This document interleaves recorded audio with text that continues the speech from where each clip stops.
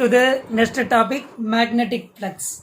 இப்போ magnetic field லைன்ஸை பொறுத்து simple என்னன்னு சொல்லுவோம்னா பை பின்னு எடுக்கலாம். ஈன்னு போட்டோம்னா எலக்ட்ரிக் ஃப்ளக்ஸ்ன்னு சொல்கிறது, பிங்கிறதுனால மேக்னெட்டிக் ஃப்ளக்ஸ். இப்போ மேக்னெட்டிக் ஃபீல்டு லைன்ஸ் நார்த் போலில் ஸ்டார்ட் ஆகி சவுத் போலில் டெர்மினேட் ஆகுன்னு சொல்லியிருக்கு.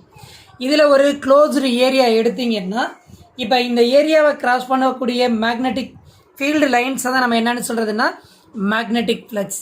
Now let us consider the one closed area. இதில் ஒரு சர்ஃபேஸ் ஏரியா எடுத்துக்கிறேன் ஏ. இப்போ ஏரியாவை பொறுத்த வரையிலும் இந்த டைரக்ஷனில் இருந்ததுன்னா இதுக்கு பர்பண்டிகுலராக தான் ஏரியா வெக்டர் எடுக்கும். That is called the A vector. இப்போ நார்மலாக போகக்கூடிய மேக்னெட்டிக் ஃபீல்டு லைன்ஸுங்கிறது இந்த டைரக்ஷனில் போகுது. That means it is the direction of the magnetic field. இப்போ மேக்னெட்டிக் ஃப்ளக்ஸ் பொறுத்த வரையில் நம்ம எப்படி சொல்கிறோம்னா number of the magnetic field lines crossing per unit area is called the magnetic flux.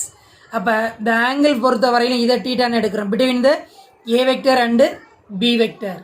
அப்போ மேக்னெட்டிக் ஃப்ளக்ஸை வந்து நம்ம எப்படி சொல்லலாம்னா பி வெக்டர் டாட் ஏ வெக்டர்னு சொல்லுவோம். அப்போ இதை மேக்னிடியூட் ஃபார்மில் எழுதுனீங்கன்னா பிஏ டாட் ப்ராடக்ட்னால காஸ் டீட்டா. இப்போ டீட்டாங்கிறது எதை டிபெண்ட் பண்ணி சொல்கிறோம்னா vector A and vector B. அப்போ angle between the B vector and A வெக்டர்னு சொல்லுவோம். இப்போ ரெண்டு கேசஸ் சொல்லலாம். இப்போ ஃபஸ்ட்டு கேஸ் பொறுத்த வரையில் நம்ம எப்படி எடுக்கிறோம்னா மேக்னெட்டிக் ஃபீல்டை பொறுத்த வரையிலும் நார்மல் டு த சர்ஃபேஸ். அப்போ நார்மல் டு த சர்ஃபேஸுங்கும் போது டீட்டா என்னன்னு சொல்கிறோம்னா ஜீரோன்னு சொல்லுவோம். எப்படி இந்த பாயிண்ட் எடுக்கிறேன்னு பார்த்தீங்கன்னா this is the direction of the magnetic field lines. அப்போ இதில் வந்து நான் ஒரு ஏரியா எப்படி எடுக்கிறேன்னா இஸ் த நார்மல்ங்கும் போது பர்பண்டிகுலர்னு சொல்லுவோம். அப்போ ஏரியா வெக்டர் வரைஞ்சிங்கன்னா ஏரியாங்கிறதுக்கு பர்பண்டிகுலராக தான் நம்ம என்ன எடுப்போம்னா ஏரியா வெக்டர். அப்போ இந்த டைரக்ஷனில் பி வெக்டர் ஏ வெக்டர் இப்போ ரெண்டும் சேம் டைரக்ஷனில் இருக்கிறதுனால டீட்டா ஈக்குவல் டு 0. அப்போ காஸ் 0 இங்கே கொண்டுட்டு வந்து சப்ஸ்டிட் பண்ணிங்கன்னா எனக்கு மேக்னெட்டிக் ஃப்ளக்ஸ் பொறுத்த வரையிலும் பிஏங்கிறது இட் இஸ் மேக்ஸிமம். எப்போன்னா magnetic field is normal to the surface. Suppose magnetic ஃபீல்டை பொறுத்த வரையிலும் இஸ் பேரலாக இருந்ததுன்னா பேரலல் டு த சர்ஃபேஸ் பொறுத்த வரையிலும் theta equal to 90 degree. So அது நம்ம எப்படி எடுக்கிறோம்னு பார்த்தீங்கன்னா ஸோ இந்த டைரக்ஷனில் எனக்கு மேக்னெட்டிக் ஃபீல்டு இருக்குது. மேக்னெட்டிக் ஃபீல்டுக்கு பேரலாக நான் என்ன எடுக்கிறேன்னா ஏரியா எடுக்கிறேன். அப்போ ஏரியாவுக்கு ஏரியா வெக்டர் எடுக்கும்போது இது பர்பண்டிகுலர். அப்போ இங்கே டீட்டா என்னன்னு சொல்லலாம்னா 90 டிகிரி. ஏன்னா எடுத்த 90 டிகிரி. அப்போ காஸ் 90யை பொறுத்த வரையில் என்னென்னு சொல்லிடுவோம்னா 0. அப்போ பை பிங்கிறது இது 0. அப்போ ரெண்டு கேசஸ் எடுக்கிறோம். ஒன்று பேரலல், இன்னொரு இது பர்பண்டிகுலர். அப்போ பர்பண்டிகுலரில் மேக்ஸிமம் மேக்னெட்டிக் ஃபீல்டு, பேரலல் பொறுத்த வரையிலும் இது 0. இது ரெண்டும் எதில் எடுத்திருக்கேன்னா யூனிஃபார்ம் மேக்னெட்டிக் ஃபீல்டு. சப்போஸ் நான் யூனிஃபார்ம் மேக்னெட்டிக் ஃபீல்டாக இருந்ததுன்னா மேக்னெட்டிக் ஃப்ளக்ஸ் பொறுத்த வரையிலும் we can using the integral form.